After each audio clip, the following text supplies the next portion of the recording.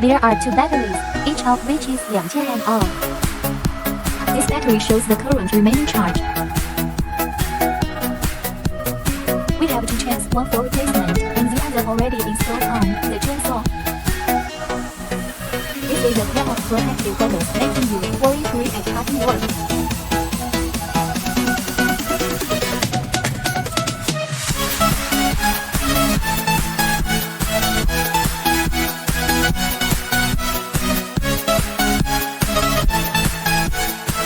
This is a safety lock that prevents damage caused by accidental touch.